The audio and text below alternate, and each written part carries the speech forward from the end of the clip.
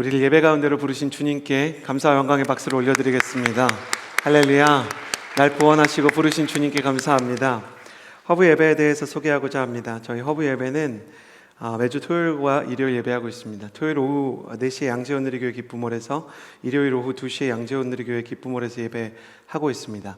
팬데믹 상황이 완화되면 일요일로 하나의 허브로 통합이 될 계획을 저희가 준비하고 있는데요. 일정이 확정되면 여러분에게 알려드리도록 하겠습니다. 가슴에 손을 얹고 스스로를 축복했으면 좋겠습니다. 저를 따라해 주시겠어요? 하나님은 나를 사랑하십니다. 하나님은 나를 사랑하십니다. 나는 그 사랑을 신뢰합니다. 나는 그 사랑을 신뢰합니다. 나는 세상의 소금과 빛으로 살아갈 것입니다. 나는 세상의 소금과 빛으로 살아갈 것입니다. 나는 절대로 이전과 같지 않을 것입니다. 나는 절대로 이전과 같지 않을 것입니다. 아멘. 여러분, 봄이 찾아오면 생각나는 노래가 있으세요? 저는 봄이 찾아오면 생각나는 찬양이 있는데요. 제 인생에서 이렇게 가장 힘겨운 시간 중에 한 텀을 보내고 있을 때 내 인생이 꼭 얼어붙은 겨울과 같다. 특별히 군대에 있을 때 저는 휴가를 나오면 가족들이 이민을 갔기 때문에 집이 없었어요. 그러니까 휴가 나오는 게 좋으면서 불안한 거예요. 어디서 자야 되지? 누구한테 가서 재워달라 그래야 되지? 그래서 항상 휴가 날이 가까우면 누구에게 신세를 져야 하나. 그리고 내가 휴가를 나오는 것을 넘어서 아예 전역을 하게 된다면, 그러니까 군대에서 아예 내가 이 텀이 끝나고 나면 나는 그때부터 뭘 하고 어디에서 살아야 되지? 라는 고민들이 생겼어요. 20대의 청춘은 누구에게나 이렇게 불안전하고 불확실하지만 그 시간을 지날 때 하나님, 저의 인생에 정말 이 추운 계절, 누군가에게 부탁을 할 때마다 혹은 그 사람이 상황이 안 돼요 라고 말할 때 그 사람의 마음이 이해가 되지만 내 영혼에 외로움이 찾아왔던 계절에 참 많이 들었던 노래입니다. 함께 이렇게 찬양을 나눴으면 좋겠는데요. 김도연 씨의 봄이라는 찬양입니다. 아시는 분들 같이 한번 불러볼까요?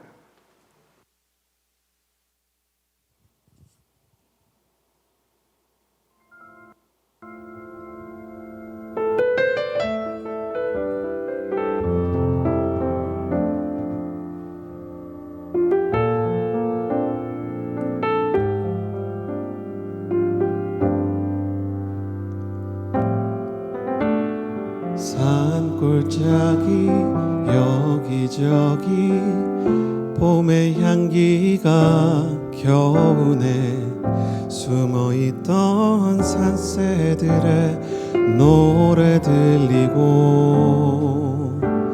산등성이 하얀 눈은 이제 보이지 않고 이것이 우리 주님 약속하신 봄의 모습 아닌가.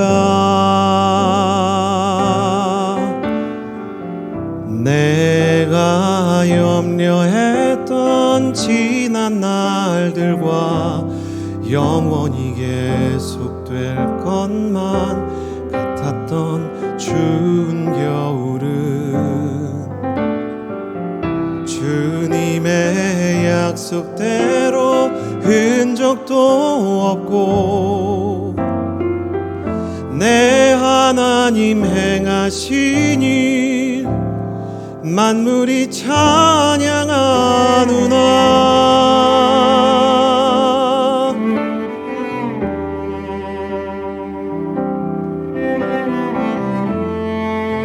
여호와 하나님, 지난해 보이는 이 모든 겨울이 지나고 하나님께서 우리 청년들과 우리 모든 성도님들에게 회복의 봄과 영혼의 구원을 허락하여 주옵소서. 주님의 봄과 같이 부활의 계절을 사모하며 회복의 때를 기다립니다. 우리 가운데 임하여 주옵소서.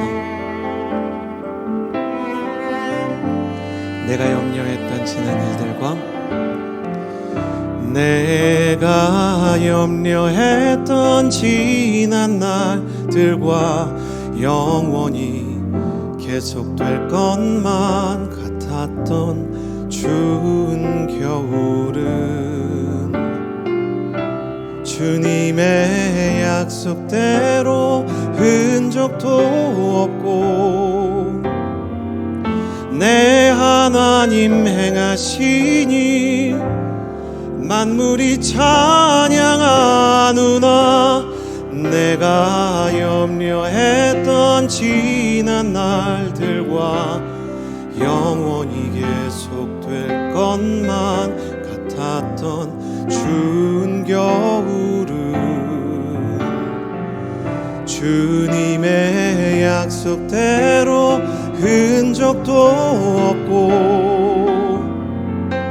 내 하나님 행하시니 만물이 찬양하느나.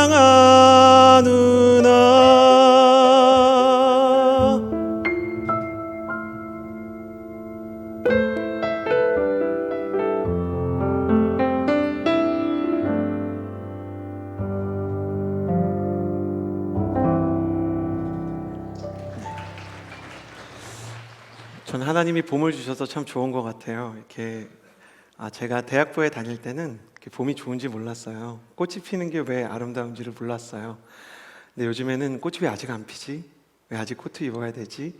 비가 너무 많이 내리는데 날씨가 좋아졌으면 좋겠는데 이렇게 봄이 되면 새로운 회복을 꿈꾸는 것 같아요. 저는 1년에 하나님께서 신정도 주시고요, 또 구정도 주시고 봄도 주셔서 우리에게 비긴 어게인 다시 시작할 수 있게 하신 하나님이 참 좋습니다. 우리 인생 가운데 겨울과 같은 시간이 찾아온다 할지라도 주님께서 우리 영혼 가운데 다시 봄 같은 회복과 부활을 주실 줄을 믿습니다. 사랑하는 여러분, 봄바람과 같은 은혜 속에서 은혜의 꽃 가득히 피우시고 예수 그리스도의 향기를 만방에 흩뿌리는 예수 그리스도의 사람 되기를 주님의 이름으로 축복합니다. 오늘 우리는 이 말씀을 통해서요, 이 기도에 대한 겨울과 또 기도에 대한 하나님의 회복의 봄에 대한 메시지를 나누기를 원합니다. 함께 1절에서요 2절 상반절까지의 말씀을 같이 한번 읽었으면 좋겠습니다. 1절에서 2절 상반절 함께 읽겠습니다. 시작. 여러분 가운데 싸움이 어디서 오며 다툼이 어디서 옵니까? 여러분의 지체 속에 있는 싸움은 정욕에서 오는 것 아닙니까? 여러분이 욕심을 내도 얻지 못하고 살인하고 시기에도 얻을 수 없습니다. 아멘. 성경은 영적인 갈등에 대해서 오늘 야고보 사도를 통해서 이야기하고 있습니다. 1절 말씀에 여러분 가운데 싸움이 있고 또 다툼이 있다라고 얘기합니다. 필기를 하시거나 아니면 그 성경을 가지고 계신 분들에게 싸움과 다툼에 표시해 주시겠어요? 이 싸움과 다툼은 사람과 사람 사이에 일어나는 갈등에 대한 이야기가 아닙니다. 여기서 이야기하는 싸움과 다툼은 우리가 신앙의 여정에서 만나는 영적인 아픔이죠. 그러니까 신앙생활을 하는데도 전에 나눈 것처럼 성장통처럼 우리의 무릎과 앞으로 나아가야 할 다리를 아프게 하는 시간들이 있습니다. 가슴을 시큰하게 하고 코끝이 찡해지게 만드는 그 서러움의 시간들이 있습니다. 그 중에서도 우리가 신앙생활을 할 때 가장 당황하는 것 중에 하나는요, 응답되지 않는 기도가 있을 때입니다. 관계에서 간절히 원하는 사람을 위해서 하나님, 저 사람을 저 사람의 마음을 저에게 주십시오. 근데 그 사람이 다른 사람과 연애를 합니다. 그러니까 진로에 있어서 오랫동안 꿈꾸는 자리를 놓고 기도했는데 학교의 진학의 문제에 있어서나 아니면 취업의 문제에 있어서나 문이 쉽게 열리지 않는 것입니다. 신앙에 있어서 예배 때 은혜를 받고 다시 한번 뜨겁게 공동체를 섬기고 감격 안에 잠기고 싶다라는 생각을 하는데 내 인생 가운데 영적인 충만이 다가오지 않을 때 수치인불명의 편지처럼 응답 없는 나의 기도가 아픔이 되어서 돌아오는 것입니다. 그리고 영적인 싸움과 갈등과 이해할 수 없는 나의 기도에 응답되지 않음 속에서 우리는 이런 질문을 합니다. 하나님이 정말 나를 사랑하시긴 하는 걸까? 분명히 계시긴 하는 그 하나님이 왜 내 기도에는 응답해 주지 않으실까? 수치인불명의 편지처럼 반송되는 기도의 자리에서 우리는 막연한 서운함을 느끼게 됩니다. 초대교회 때도 이런 문제가 있었을 것입니다. 건강에 대해서 기도를 하든지 진로에 대해서 기도를 하든지 관계에 대해서나 재정에 대해서나 가족에 대해서나 기도를 해도 그것이 쉽게 해결되지 않는 시간들이 있었을 것입니다. 그래서 야고보는 이 기도에 대한 문제에 카운셀링을 주려고 하는 것입니다. 야고보가 기도에 대해서 조언을 할 수 있는 자격이 있는 것은 야고보는 초대교회 전체가 인정하는 기도의 리더였기 때문입니다. 교회사 초대교회의 역사를 기록한 사람 중에 유세비우스라는 사람이 있는데 너무 객관적이고 너무 탁월하게 역사를 기술했을 뿐만 아니라 유세비우스를 제외하면 많은 자료가 있지 않기 때문에 초대교회사를 논할 때 유세비우스를 제외하고는 거의 아무 얘기를 할 수가 없거든요. 근데 이 유세비우스가 야고보에 대해서 기록한 글이 있어요. 근데 이 야고보는 무릎이 낙타와 같았다라고 말합니다. 왜 낙타와 같았냐면 우리가 이렇게 기도할 때 무릎을 꿇으면 이렇게 무릎이 앞으로 좀 무릎뼈가 앞으로 이렇게 나오잖아요. 너무 무릎을 많이 꿇어서 일어나도 그 무릎뼈가 제자리로 돌아오지 않는 거예요. 여러분, 우리가 말이나 낙타 같은 동물을 보면 무릎이 좀 특이하게 튀어나와 있잖아요. 그래서 야고보는 무릎뼈가 튀어나와서 낙타 무릎이라는 별명을 가지고 있었대요. 너무 기도를 해서. 그는 그렇게 기도한 대가로 낙타 무릎을 얻었고, 그러나 걷고 뛰는 힘은 약해져서 다리의 근력을 많이 잃었다고 합니다.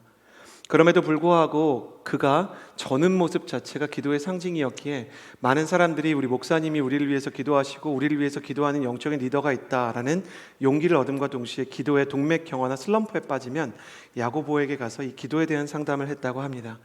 그렇다면 오늘 말씀에서 야고보가 이야기하는 이 기도의 원리, 마치 자동차를 타고 가다가 고장이 났는데 자동차 점검센터에 가는 것처럼 그는 어떻게 이 문제를 진단하고 탈출하라고 조언해 주시는 것일까요? 그래서 오늘 우리는 왜 내 기도에 응답이 없을까라는 제목을 가지고 여러분과 은혜를 나눠보고자 하는 것입니다. 자, 그러면 나의 기도에 응답이 없는 이유부터 진단해 보았으면 좋겠습니다.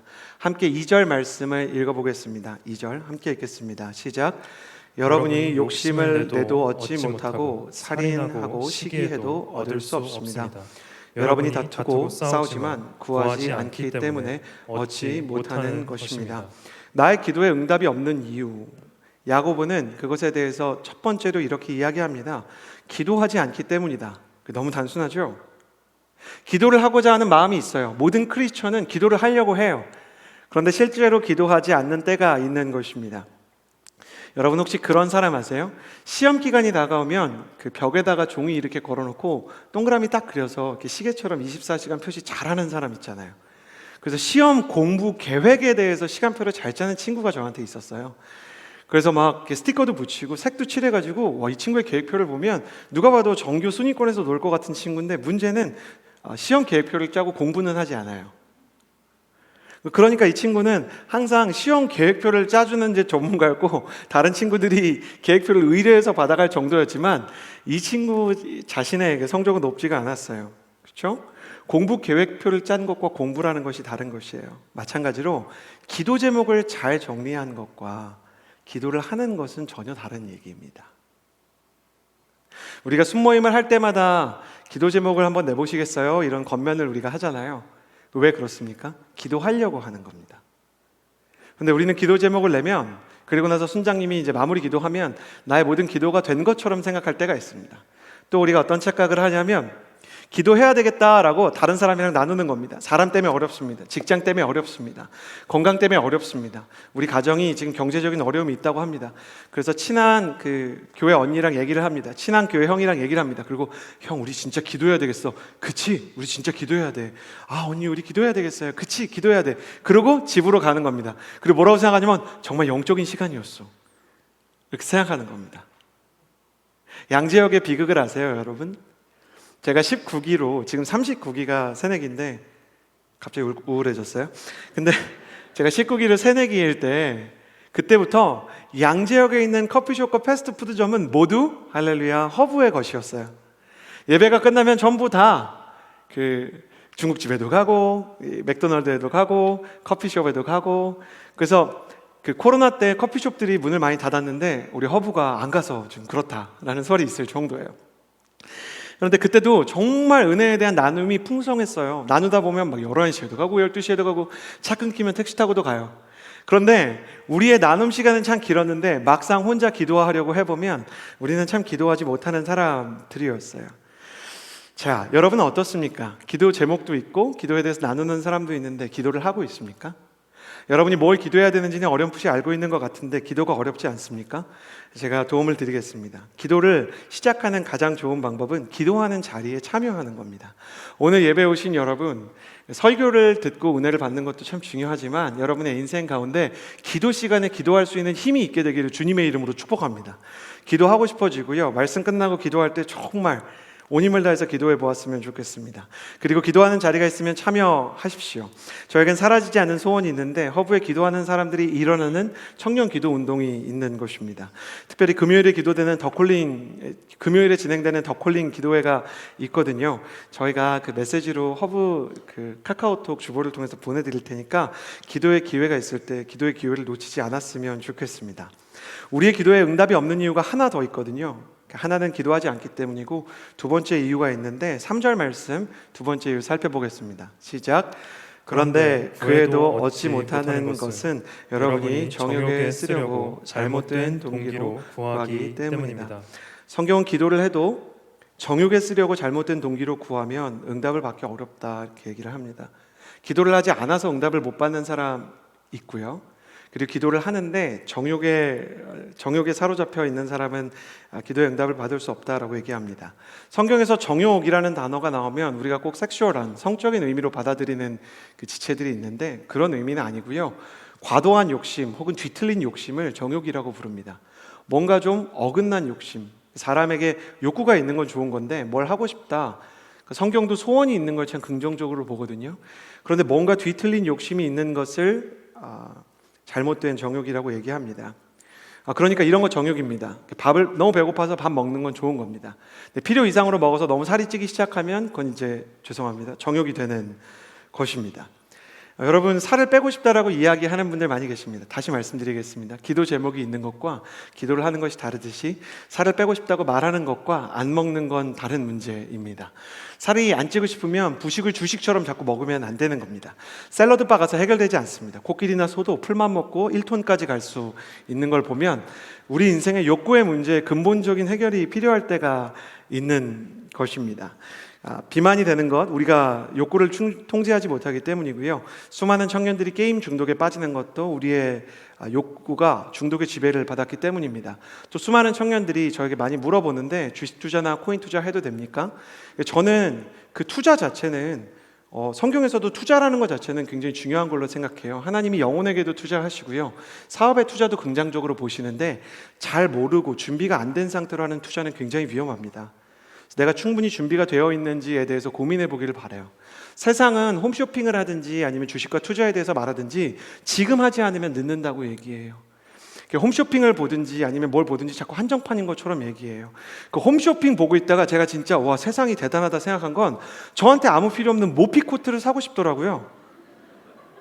보고 있으면 지금이에요. 너무 추워지지 않았어요. 무릎이 시려. 그러고 보니까 무릎이 시린 것 같았어요.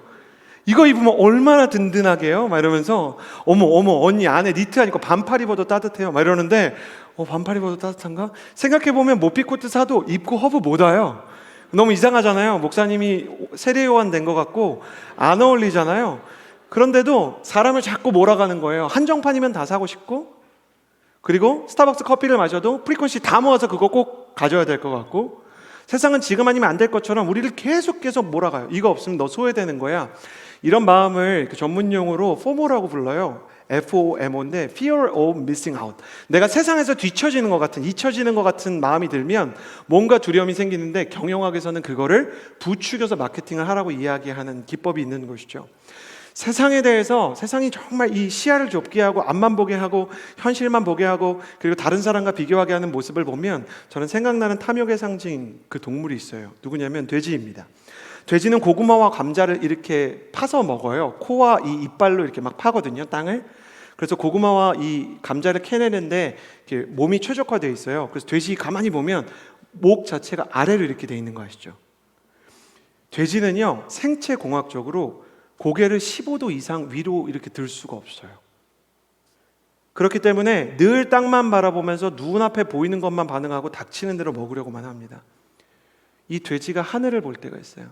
15도밖에 고개를 못 들어서 생체적으로 하늘을 볼 수 없는 돼지는 어떻게 하늘을 볼까요? 뒤로 넘어졌을 때만 하늘을 봅니다. 그래서 2014년 김경수 작가는 이런 책을 썼어요. 책 제목인데 저한테는 참 울림을 줬습니다. 돼지는 넘어져야 하늘을 본다. 삐뚤어진 욕구, 과도한 욕심에 시달려서 땅만 보고 살아가는 우리는 하나님을 보지 못합니다. 오직 내 눈앞에 보이는 그 소원만 채우려고 합니다. 여러분 혹시 그런 경험 해보신 적 있으세요? 공동체 안에 좋아하는 사람 있잖아요. 설교 들을 때도 그 사람을 생각해요. 오늘 하나님이 그 사람에 대해서 무슨 말씀하실까? 그런 생각해요. 기도하고 찬양할 때도 그 사람 어디 있나 자꾸 이렇게 쳐다보게 되는 거예요. 우리는 예배를 드리러 오지만 안타깝게도 돼지처럼 땅에 있는 것과 세상에 있는 것들을 바라보게 될 때가 있습니다. 그래서 하나님께서는 우리에게 응답되지 않는 기도를 통해 우리의 탐욕을 넘어뜨리고 우리가 하나님께 벌렁 누운 채로 하나님 이제는 길이 없습니다 라고 넘어진 채로 하늘을 바라보게 하십니다. 비록 하나님께 서운하고 원망이 섞인 마음이라 할지라도 때로는 응답되지 않는 기도가 우리의 영혼 가운데 하나님을 향한 갈망과 하나님을 향한 그리움을 불러오는 것이에요. 어거스틴은 우리는 하나님의 부재 속에서 하나님의 임재를 갈망하는 법을 배운다 그랬습니다. 존 칼빈은 응답되지 않는 기도 때문에 기도의 본질이 뭘까를 고민하게 되는 존재가 사람이라고 얘기했습니다. 찌빙글리라는 사람은 우리는 인생 속에서 응답되지 않는 기도를 통해 하나님이 어떤 분이신지를 배워갈 수 있다라고 얘기합니다. 하나님은 욕심과 불안으로 땅을 향해 고정된 우리의 시선을 하늘로 돌리기 위해 응답의 유예 기간을 주실 때가 있다는 것입니다. 여러분, 그래서 이렇게 축복하고 싶습니다. 여러분, 이것을 믿으시면 아멘하십시오.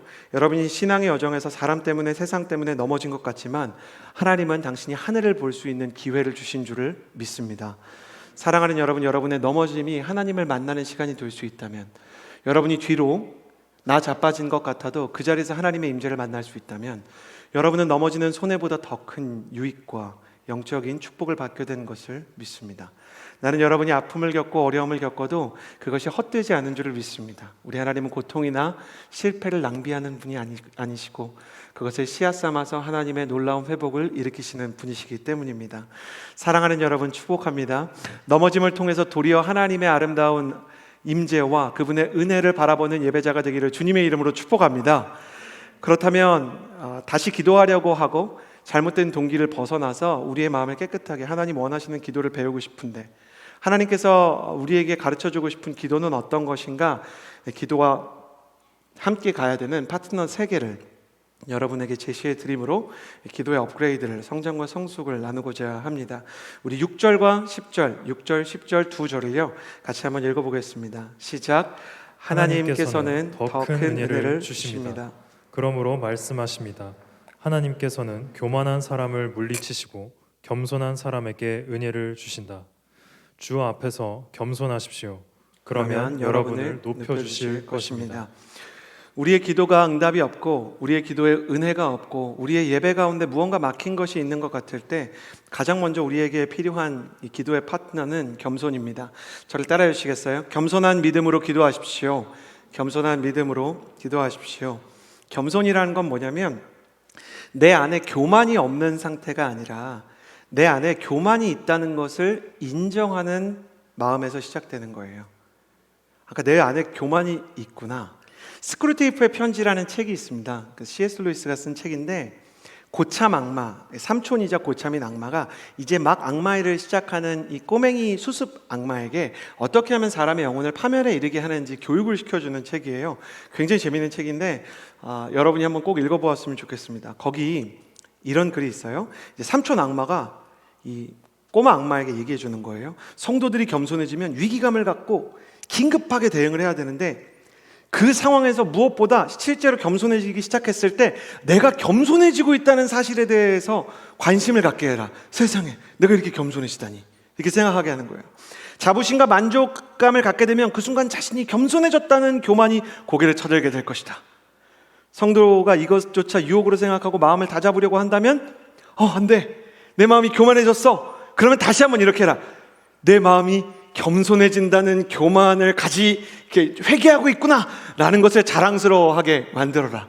제가 옛날에 어떤 설교를 듣다가 듣게 된 얘기인데, 저희 장로의 신학대학교 이렇게 신대원 신학대학원에 가잖아요. 그러면 반드시 1년 정도는, 저 때는 1년 정도는 기숙사에 살아야 됐어요.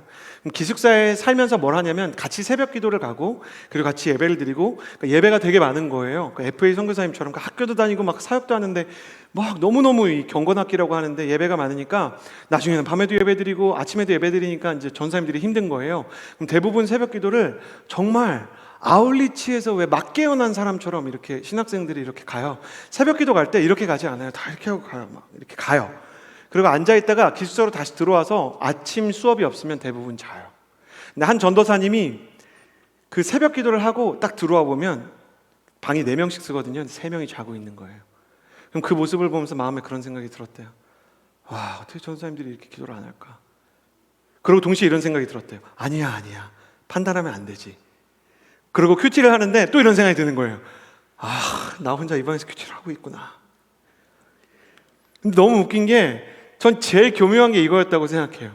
큐티를 하면서 아무도 안 하는 그 모습이 너무 마음이 좋은 거예요. 영적으로 내가 나은 사람인 것 같잖아요. 그래서 아무도 깨지 않게 성경책을 조심스럽게 넘겼대요. 그러니까 누가 깨서 큐티 할까 봐. 그러니까 누가 지금 나 혼자 큐티하고 있는데 누가 깨면은 큐티한 사람 한 명 더 생기잖아요. 그러면서 자기의 마음을 배려로 포장했다가 주님이 그렇게 할 거면 차라리 큐티를 안 해도 된다는 충격적인 음성을 들은 거예요. 나는 사실 그냥 너가 나한테 집중했으면 좋겠다. 너의 방 친구들에 대한 계획은 내가 따로 가지고 있다. 그래서 정말 이렇게 자기가 회개를 했다라는 이야기를 듣게 되었습니다. 참 겸손은 쉽지 않습니다. 사람에게는 자기 생각이 있고 자기 교만이, 자기의 뜻이 있고요. 그리고 다른 사람들과 비교를 하는 것입니다. 그런데 우리가 기도할 때, 하나님 앞으로 나아갈 때는 겸손이 필요합니다. 겸손한 기도라는 건 뭘까요? 겸손한 기도라는 건 하나님께서 하시는 일이 내가 하고 싶은 일, 내가 원하는 일보다 더 좋은 길이라는 걸 신뢰하는 거예요. 그러니까 하나님, 제 안에 이게 제일 좋은 길인 것 같은데 만약에 아니면 다른 길을 주셔도 제가 따를 수 있게 해주십시오. 하나님, 저는 제 친구들을 보면서 한심하다는 생각이 들고 더 기도했으면 좋겠는데 하나님께서 저 친구들에 대한 계획이 있을 거라고 믿겠습니다.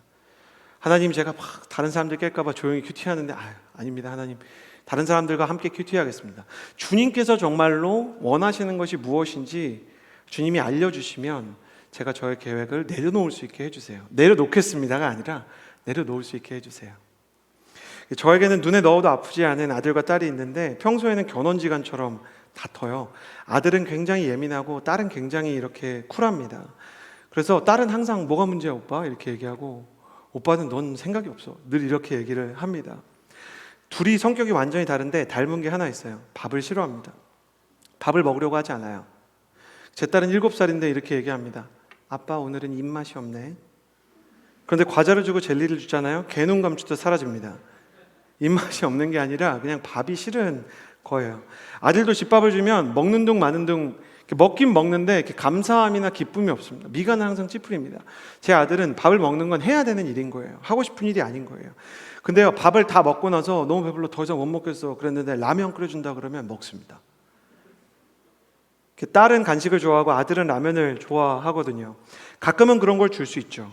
그런데 제 딸이 젤리만 먹고 살겠다라고 이야기하면 그건 막아야 되는 겁니다. 제 아들이 라면만 먹고 살겠다고 하면 여러분이 아버지라면 그렇게 주겠습니까?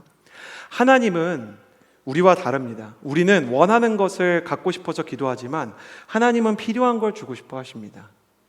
제 딸은 저에게 과자와 젤리를 달라고 하지만 딸이 싫어해도 저는 밥을 줘야 될 때가 있는 것입니다. 자녀를 키우면서 참 많이 배우게 됐습니다. 자녀들은 자기에게 필요한 것을 원하지 않는 때가 굉장히 많습니다. 자기가 꼭 가져야 되는 것을 가지려고 하지 않고 필요 없는 것에 목숨을 걸 때가 있습니다. 물론 하나님은 꼭 필요하지 않은 우리가 원하는 것들을 주실 때도 있습니다. 그게 영원한 것도 아니고 하나님이 볼 때 중요한 게 아니더라도 그걸 우리에게 주시려고 할 때도 있습니다. 그건 하나님께서 우리를 사랑하기 때문입니다. 그러나 하나님은 더 필요한 걸 주기를 원하십니다. 다윗의 경우를 보면 다윗이 원하는 건 성전이라는 건물을 짓는 거였습니다. 그런데 하나님께서는 그 건물을 짓지 않아도 된다라고 얘기하셨습니다. 이유는 간단했습니다. 여러분, 뭐 간단한 얘기인데 하나님은 사람이 만든 건물에 살지 않으십니다. 하나님이 60평 아파트를 준다고 기뻐하는 분이 아닙니다. 하나님이 건물주가 되는 게 꿈이 아닌 분입니다. 하나님께서 이렇게 말씀하셨습니다. 온 우주가 나의 것이고 땅이 내 발등상이고 하늘이 내 어깨에 있다. 그냥 이렇게 하나님이 모든 것을 어차피 만들 수 있는데 무슨 의미가 있겠냐.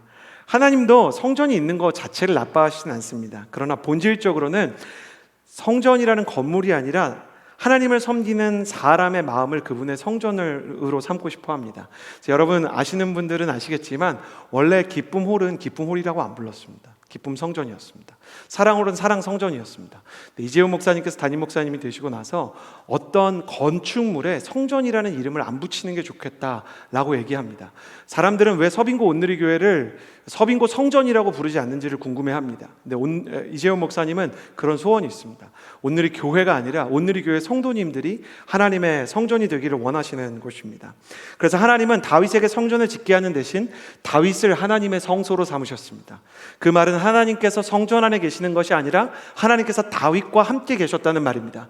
여러분은 어떻습니까? 하나님이 계시는 건물을 만나고 싶습니까? 아니면 여러분의 마음 안에 하나님이 계셨으면 좋겠습니까?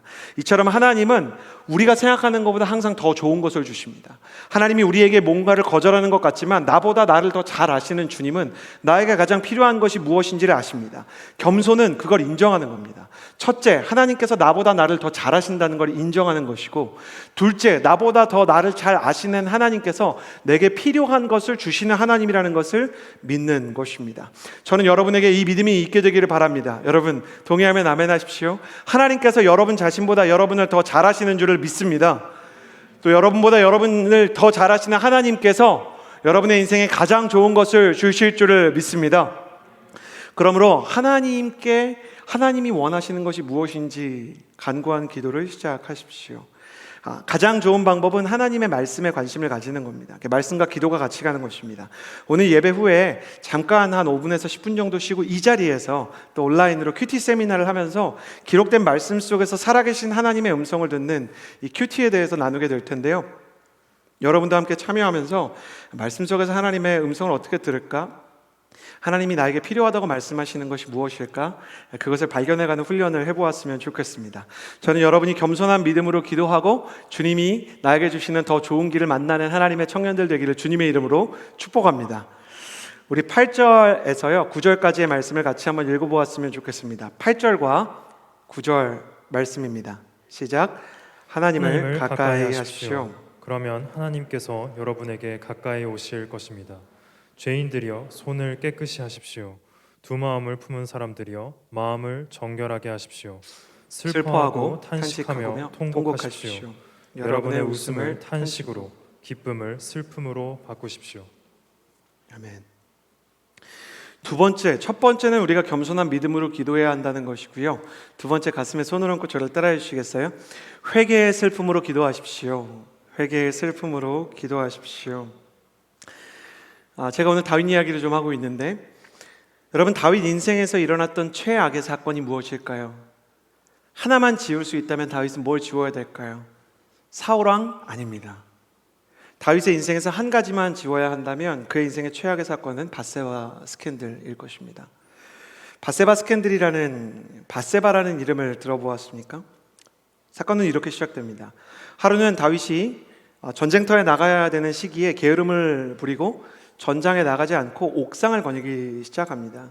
근데 옥상을 거니다가 저기 먼 곳에 한 집 그 옥상에서 한 여인이 목욕을 하고 있는 모습을 보게 됩니다. 다윗은 왕의 권한을 이용해서 목욕을 하고 있는 그 여자를 강제로 데려왔고, 이미 결혼을 한 이 여자를 왕의 권위를 이용해서, 여자는 왕이 얼마나 힘이 셉니까? 저항하지 못하고 잠자리를 강제로 가지게 됩니다. 여인의 모습을 물끄러미 바라보던 다윗에게 품지 말아야 될 성적인 욕망이 생겼고, 이미 남편이 있었던 그 여자를 데리고 와서도 그 욕망을 주체하지 못했습니다. 그리고 이 성관계를 통해서 밧세바는 임신을 하게 됩니다. 그런데 성경에, 제가 그 부분을 자세히 다루지 않겠지만 성경에서는 그 여자의 어떤 생체 주기를 어느 정도 이렇게 표시하는 모습들이 있거든요. 그러니까 이 여자가 정결기를 얼만큼 지났다 그러면 현대의학으로 이게 어느 정도 가임기인지 임신이 가능한 시기인지 아닌지를 알 수가 있어요. 다윗이 밧세바를 데리고 왔을 땐 가임기가 아니었습니다. 임신을 했다는 것은 한 번의 실수가 아니었다는 겁니다. 여러 번 다윗은 밧세바와 함께 잠자리를 가지게 되었습니다. 자, 유부녀가 임신을 하게 되었습니다. 그럼 이 유부녀의 남편은 어디 있었는가? 전쟁터에 있는 것입니다. 전쟁은 예나 지금이나 하루 이틀 만에 끝나는 게 아닙니다. 남편이 전쟁터에 있는데 아내가 임신을 하게 되면 잘못하면 이 다윗의 부정이 드러나게 될 판이었습니다. 여호와 하나님을 그 나라의 지도자로 믿는 이스라엘에서 간음하지 말라는 10계명은 계명 중에서도 가장 큰 계명이었기 때문에 유부녀를 데리고 와서 겁탈을 한 이 다윗의 간음의 죄가 드러날까봐 다윗은 진실을 은폐하기로 합니다. 이미 전쟁에 출전해 있는 충신과 같았던 남편을 일단 불러옵니다. 그리고 나서 이제 여인이 임신했으니까 어떻게 하냐면 남편이 이 여자랑 좀 이렇게 잠자리를 같이 하게 해야 되겠다. 그래서 남편의 아이로 이제 은폐를 하려고 했던 거예요. 세상에 어떻게 이런 생각을 하나 생각이 됩니다. 그런데 이 밧세바의 남편 우리아라는 사람은 생각보다 더 충성스러운 사람이었어요. 다윗이 그렇게 불러준 것 자체에 엄청 감격을 하면서 나를 배려해주는 이 왕을 배신할 수 없고 전쟁터에서 싸우고 있는 동료들이 있는데 나만 아내와 좋은 시간을 보낼 수 없다. 그래서 밖에서 자요. 동료들도 밖에서 자기 때문에.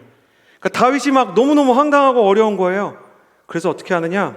결국 아내와의 동침을 선택하지 않은 채 전쟁터로 이 우리아가 돌아가려고 하니까 여러분 이거 상상도 할 수 없는, 요즘 같아도 어떻게 이런 일을 할 수가 있나 싶은 일을 하는데, 이 우리아 전쟁터로 돌아가는 우리아의 손에 편지를 하나 들려줘요. 이 편지는 다윗의 최측근 국방부 장관과 같았던 요압이라는 사람에게 전달되는 편지였는데 왕의 도장이 찍혀 있어서 이것을 이렇게 펼칠 수가 없는 거죠.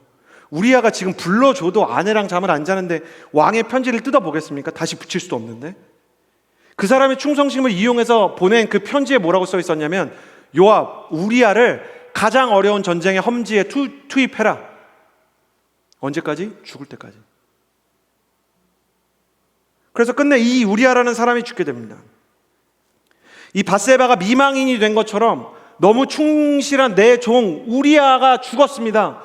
그리고 이 아내와 아이들이 먹고 살게 막막합니다. 당시에는 유대 사회에서 여자들이 일을 하는 게 참 쉽지 않았기 때문에 내가 이 여자를 책임지겠습니다. 그리고 자기의 후궁으로 데려와서 자기의 자비를 선전하는 데 쓴 사람이 다윗이에요. 인간 말종입니다. 그러고 나서 다윗이 한 일이 무엇인지 전 여기서부터는 정말 실망스럽습니다. 다윗이 그 다음에 한 일이 뭐였을까요? 평소와 같이 예배를 드렸어요.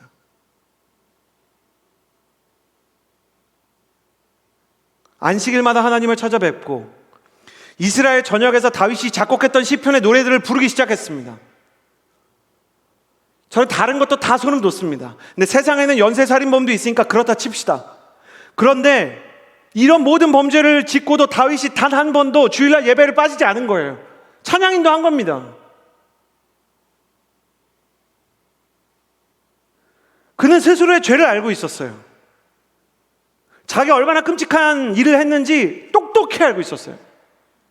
그런데도 불구하고 그는 마치 죄가 없는 것처럼 하프를 켜고 노래를 부르고 찬양대를 인도하면서 충만한 모습으로 예배를 드리는 겁니다. 스스로 예배가 아니라 연기를 선택한 거예요.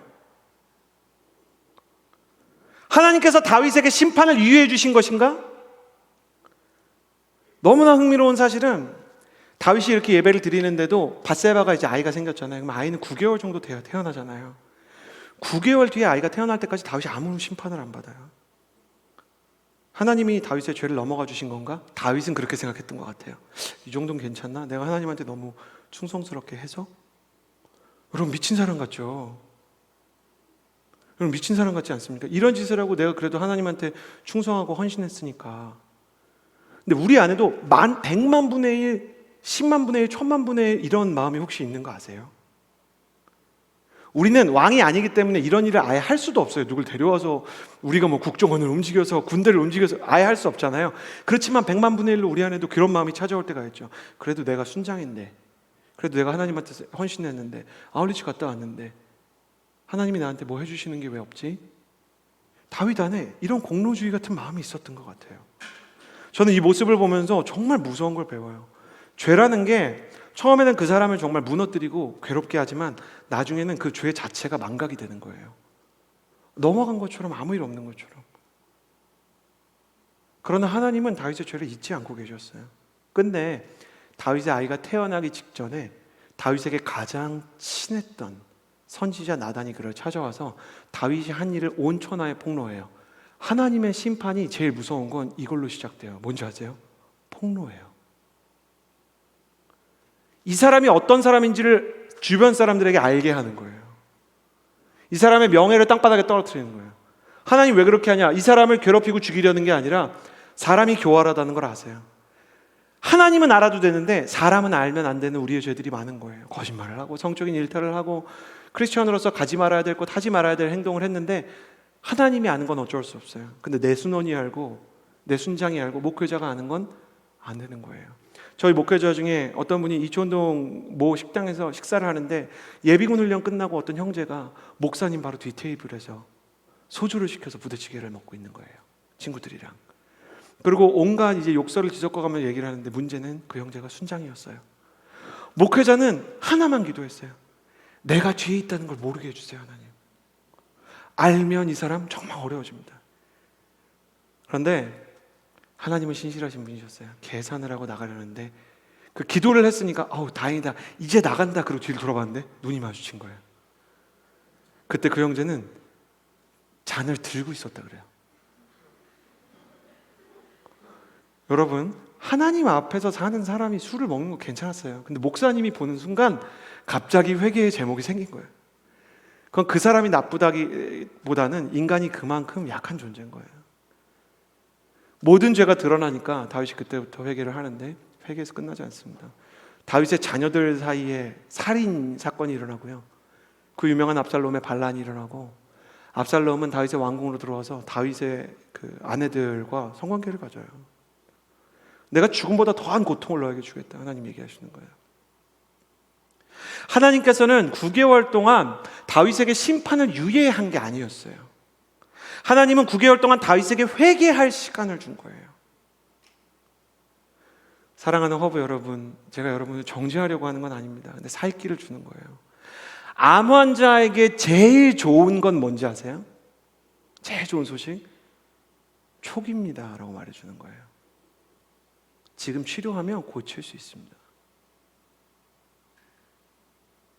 암 환자에게 최악의 소식이 뭔지 알아요? 암이 있는데 어머나 깨끗하네요 라고 말하는 거예요. 저는 이 자리가 여러분에게 그냥 타이레놀을 처방해서 몰핀을 놔줘서 진통제와 그냥 어줍지 않은 위로를 주는 시간이 아니기를 바랍니다. 여러분이 좀 불편하고 힘들어도요, 기억하셔야 돼요. 여러분에게 이 시간이 다윗에게 주어졌던 회개의 기회일 수 있음을 기억하십시오. 무엇을 회개해야 됩니까? 이 얘기를 듣는 동안 혹시 그건가? 그거예요. 하나님 혹시 그 얘기 하시나 나한테 지금? 그거예요. 갑자기 눈을 피하는 분들이 생겼는데 죄송합니다. 약간 위를 보고 얘기할게요. 여러분, 지금 뭔가 하나님 앞에 걸리는 거 있어요? 오늘 열심히 찬양했는데 어떤 미움이나 살이나 음란이나 교만이나 패역함이나 거짓됨이나 여러분이 뭔가 물질을 선한 곳에 쓰기로 하고 지금 딴 데로 돌리고 여러분 안에 뭔가 잘못된 게 있습니까? 누군가를 미워하고 뒷담화했던 시간들이 있습니까? 아직 심판이 임하지 않았을 때 지금 회개하셔야 돼요. 하나님은 옐로카드 없이 레드카드를 주지 않으세요. 직결 퇴장 없어요. 하나님은 항상 선지자들을 통해서 회개할 수 있는 기회를 먼저 주시고 심판을 주세요. 지금이 그 시간이에요. 지금이 여러분에게 그 시간일지 누가 알겠습니까? 요한계시록 2장 5절에서 그러므로 어디서 떨어졌는지를 생각하고 회개하여 처음 행위를 가지라 그랬어요. 여러분은 언제부터 영적인 침체를 겪었습니까? 여러분의 관계 안에, 여러분의 예배 안에, 여러분의 가정 안에, 여러분의 마음 안에, 여러분의 비전이라고 여러분이 기도하는 어떤 목표들 안에 하나님이 기뻐하지 않을 만한 어떤 것들이 있습니까? 저는 여러분이 하나님에게 하나님 이것이 문제입니다 라고 기도할 수 있게 되길 바라요. 이게 죄인지 아닌지 모르겠으면 하나님 이게 죄인지 아닌지 솔직히 잘 모르겠는데 혹시 죄면 내가 정말 인정하게 해주세요. 알게 해주세요. 이렇게 기도하십시오. 그러면 주님께서 알게 해주실 것입니다. 다윗의 아름다움은 그럼에도 불구하고 완전히 사라지지 않았습니다.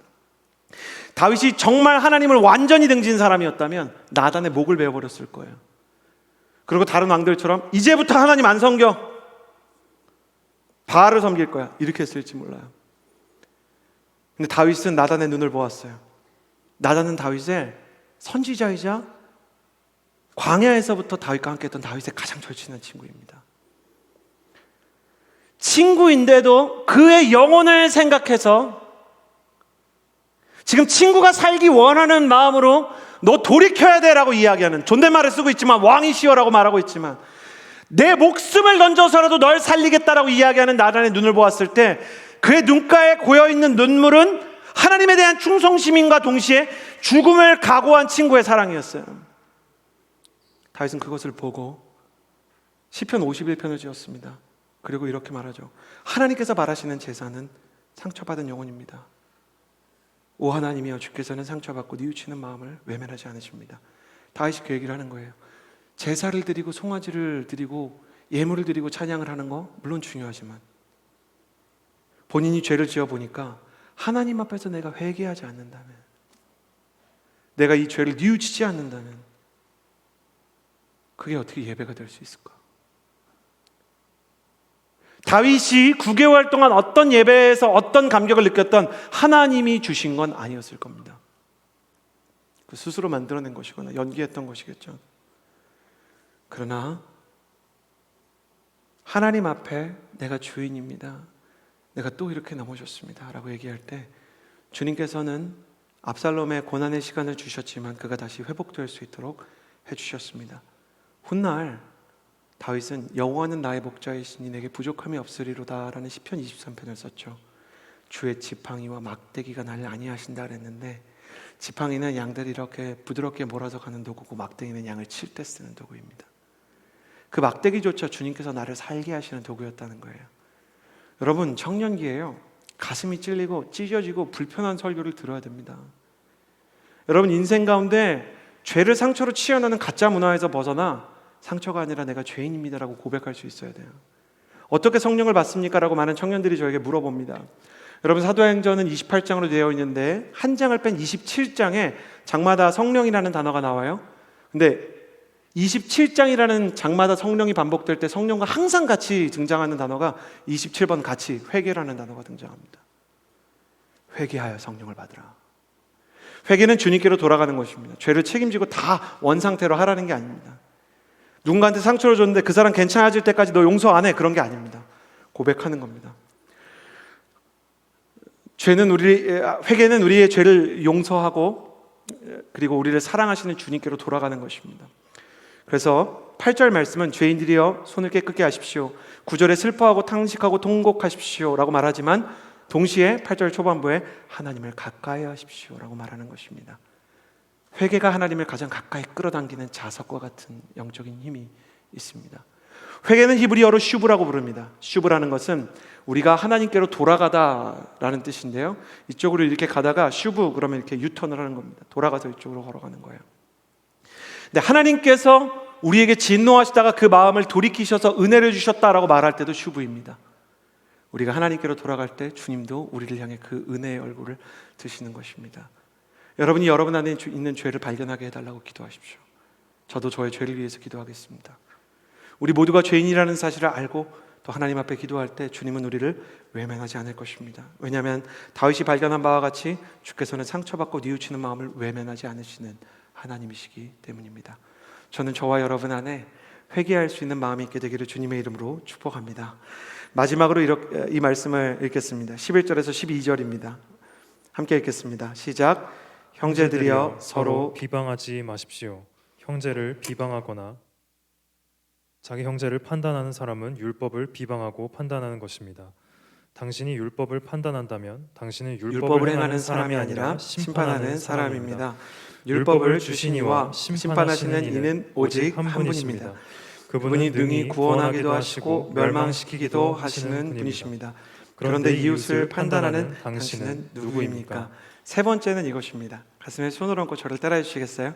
축복의 마음으로 기도하십시오. 축복의 마음으로 기도하십시오. 말씀은 오늘 우리에게 비방하거나 판단하지 말라고 얘기합니다. 고민됩니다. 잘못이 있을 수 있지 않습니까? 누군가에게 넘어가라는 겁니까? 성경은 모든 불의와 억압과 부조리에 대해서 침묵하라는 것입니까? 그런 게 아닙니다. 성경의 원어를 찾아가면 이 표현이 무슨 뜻인지 이해가 되기 시작합니다. 오늘 말씀에 기록된 판단하다라는 단어는요, 판사가 죄인에게 법정에서 유죄입니다 라고 땅땅땅 선고를 하는 거예요. 고대 세계부터 판사가 있었거든요. 판사가 이 법에 의해서 판단을 하잖아요. 이 전통이 내려와서 지금도요, 헌법에 자력구제 금지의 원칙이라는 게 있습니다. 그러니까 뭐냐면 어떤 그 음식점에 도둑이 들어서 도둑이 이제 그 현금통에서 돈을 훔쳐갔다 칩시다. 근데 음식점 사장님이 도둑을 잡았어요. 그러니까 너는 절도를 했으니까 3년형이야. 그러고 이제 가게 그 창고에다가 이 사람을 가둬두면 되겠습니까? 막 3년간 늑대소년처럼 막 가둬놓고 양배추만 주고 군만두만 주고 뭐 이렇게 올드보이처럼 그러면 안 되잖아요. 이게 뭐냐면 아무리 피해를 입었어도 피해자가 판사가 될 수는 없다는 겁니다. 이해가 되시죠? 피해자가 판사가 될 수 없기 때문에 형벌을 내릴 수 없다는 것입니다. 영적인 세계에도 자력, 구제, 금지의 원칙이 있습니다. 스스로 복수를 해서 안 되고 스스로 형벌을 집행해서는 안 되는 것이죠. 적법한 절차에 따라, 법에 따라서, 적법한 권위에 따라서 이렇게 판사나 국가가 이렇게 보장한 이 권위에 따라서 이 판결을 해야 되는 것이잖아요. 12절 말씀은 이렇게 얘기합니다. 심판하는 분은 한 분이십니다. 인생을 판결할 권한은 저 사람을 내가 심판한다, 저 사람은 정말 죄인이다, 나쁘다, 이렇게 판결하는 권한은 하나님께 있다는 것입니다. 그러면서 또 이렇게 얘기합니다. 이웃을 판단하는 당신은 누구입니까? 이렇게 얘기하는데 당신에게는 누군가를 판결할 권한이 없다는 것입니다. 아니, 그렇다고 좋은 사람 나쁜 사람을 안 가려낼 수는 없잖아요. 여러분에게 좀 노하우를 알려드리면 마침표는 찍지 않는 게 좋습니다. 그러니까 이렇게 얘기하는 겁니다. 저 사람이 나한테 이런 말을 했어. 여기까지 쉼표를 찍고요, 한 문장 더 하는 거예요. 근데 하나님께서 저 사람을 어떻게 할지는 모르지. 우리 안에는 남자고 여자고 연애를 할 때 이런 게 있을 때가 있어요. 여러분, 철학적으로 3대 미스터리가 있어요. 인간은 어디서 와서 어디로 가는가? 이게 첫 번째고요. 두 번째는 신은 존재하는가? 세 번째는 아주 실용적인 철학적 질문인데, 오빠 뭐가 미안한데? 이거예요. 형제 여러분, 자매들이 뭔가 우리가 잘못하잖아요. 그러면 자매님들은 잊지 않으세요. 넘어가신 것 같지만 잊지 않으시고 정립해서 공식으로 만드는 중이세요. 공식이 이제 발현되는 때에는 이런 말이 나와요. 이거 봐. 내가 한두 번 가지고 이 얘기를 하는 사람이 아니야. 제가 자매님만 얘기했지만 형제님들 중에서도 요즘엔 이런 분들이 많아졌어요. 역시 양성평등의 시대예요. 그래서 형제님들도 이거 봐, 이거 한두 번 가지고 이런 얘기하는 거 아니야. 그러고 뭐라고 얘기해요? 자기는 늘 그런 식이야. 이게 비난의 아주 정형화된 모델이에요. 자기는 늘 이런 식이야. 상대방을 지칭했죠. 너는 뭐라 그랬어요? 늘 이런 식이야. 앞으로도 그럴 거야. 내가 보니까. 이거 봐. 넌 그런 사람이야. 이렇게 얘기하는 거예요. 율법은 행위와 존재를 구분하죠. 복음도 행위와 존재를 구분하죠. 율법은 행위를 얘기하고 복음은 존재를 얘기하죠. 복음의 가장 중요한 원리 중에 하나는 행동이 존재를 다 균형하지 않는다는 거예요. 그러니까 이 사람이 어떤 행동을 나한테 했으면 그거는 한 거예요. 안 한 게 아니에요. 내 물건을 훔쳐갔으면 훔쳐간 거예요. 신고해도 돼요. 그렇지만 저거는 그냥 천성이 도둑이야. 저거는 아주 그냥 마음속에 거짓말과 사기와 아주 기만이 가득해. 이게 비난인 거예요. 우리가 사람이 겪은 일에 대해서 2차적으로 내리는 해석이 하나님 보실 때 악할 때가 많아요. 그래서 많은 사람들이 부모님과 대화할 때, 자녀와 대화할 때, 연인과 대화할 때 어떻게 해야 되는지를 물어보는데 나에 대해서 얘기하는 게 더 낫습니다. 자기는 늘 이런 식이야 보다, 자기야 나는 이런 일이 일어나면 이런 걸 느껴. 그러니까 당신이 어떻다라고 얘기하는 게 아니고 의도를 내가 알 수 있는 건 아니지만, 그러니까 그냥 내가 느끼는 게 이렇다는 거야. 나는 당신이 늦으면 내가 소중하게 여겨지지 않는 것처럼 느껴. 너가 나를 소중히 하겠지만, 그러니까 내가 오해하지 않도록 시간을 지켜주면 좋겠어. 물론 이렇게 얘기해도 자존감이 약하면 이렇게 얘기합니다. 그걸 왜 그렇게 해석해? 그럼 이제 중보기도의 대상 되는 겁니다. 하나님 너무 억울하지 않게 해주십시오. 저 심령 안에. 무슨 얘기인지 아시죠? 여러분, 사람의 내면 안에 나의 의도는 내가 알지만 우리 안에도 얼마나 저 사람의 의도를 추정하는 게 많은지 모릅니다. 쟤는 아주 나를 싫어해.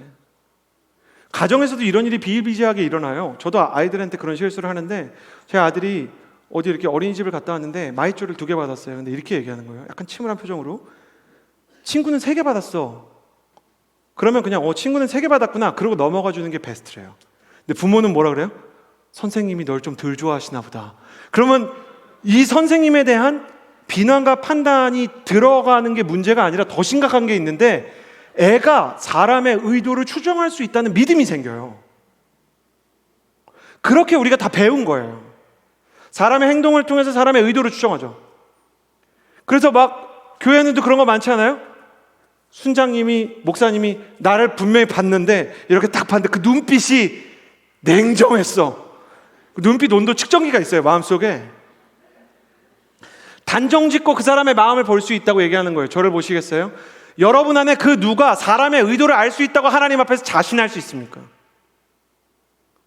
그리고 그것을 여러분이 다른 사람한테 얘기했는데 상대방이 나중에 진짜 그런 거 아니었어라고 얘기하면 다른 사람에게 말했기 때문에 그 체면 때문에 아니야 넌 그렇게 봤어라고 스스로를 디펜스합니다. 여기서부터는 비난과 교만이 같이 가요. 이게 인간의 죄성의 엔진이에요. 그러니까 그 사람이 그렇게 봤다고 느꼈어. 내가 오해했다고 봐야 되겠지. 그 사람 마음을 어떻게 알겠어. 이게 크리스천인 거예요. 진짜 정확한 걸까? 내가 저 사람의 마음을 알 수 있는 걸까? 하나님이 우리에게 진짜 무섭게 얘기할 거예요. 쟤는 진짜 약간 소시오패스처럼 마음이 좀 애가 이기적이야. 근데 하나님 나타나시면 진짜 저희가 얼마나 겁나겠어요. 진짜? 얼마나 이기적인지 나한테 얘기해봐. 네가 알아? 그럼 정말 후덜덜할 것 같아요. 그땐 진짜 죄인이라 하겠죠. 반드시 기억하셔야 돼요. 우리는 누군가의 의도를 알 수 없다는 거. 누군가의 행동이 나한테 어떻게 느껴지는 건 내 거니까 그럴 수 있는 거예요. 난 그렇게 느꼈다. 냉정한 것처럼 느꼈어. 아닐 수 있겠지? 이게 좋은 거예요. 근데 의도를 추정할 수 있다. 그거는 굉장히 사람을 교만하게 하고 악하게 합니다. 만약에 여러분을 괴롭게 하는 사람이 있으면 하나님 앞에서 기도하십시오. 자꾸 그렇게 느껴집니다, 주님. 이건 둘 중에 하나의 문제가, 셋 중에 하나의 문제일 수 있습니다. 진짜 아무 일도 아닐 수 있고, 그 사람이 아무 별 생각 없이 했는데 내가 약해서 아픈 걸 수도 있고, 아니면 그 사람이 진짜 나를 싫어하는 걸 수도 있습니다. 그럼 우리가 원하는 건 뭡니까? 그 사람이 나를 싫어하면 똑같이 같이 미워하는 게 우리의 인생에 가장 원하는 겁니까? 가만히 두지 않겠어. 우리 민족은 물론 한해 민족이죠. 한해 민족이라는 건 상처에 화살이 날라와서 맞으면 서양에서는 Are you okay? 이거부터 하죠. 이거 빼고 고치고 이런 문화가 가능하죠. 힐링, 블레싱 이런 게 가능하죠. 우리나라는 어느 쪽에서 날라왔지? 어떤 놈이 쐈지? 이 소문의 출처를 한번 파볼까? 이거죠. 아주 병든 마음. 그래서 그 사람한테 이 화살을 뺄 생각을 안 하고 나도 이거 규격 얼마 날리는 거. 주님은 이런 비난, 이런 판단, 이런 마음으로 사는 게 너무너무 안타까운 거예요. 원수를 사랑하라는 말은 원어로는 원수한테 얽매이지 말라는 말이거든요. 당신이 원수에게 초당 잡히길 원치 않으세요. 미친왕을 만났다면 사람 앞에서 침묵하고 하나님 앞에서 기도하세요. 그럼 내가 침묵할 때 하나님이 나를 고쳐주시고 일하실 거예요. 내가 힘을 뺄 때 하나님이 힘을 주실 거예요. 내가 내려놓으면 하나님이 해결하실 거예요. 주님, 사람의 마음은 내가 모릅니다. 그러니까 그냥 비난하지 않고 비방하지 않고 축복의 마음을 가지기 원합니다. 궁극적인 목표, 제가 말하면 여러분도 이걸 원할 거라고 생각합니다.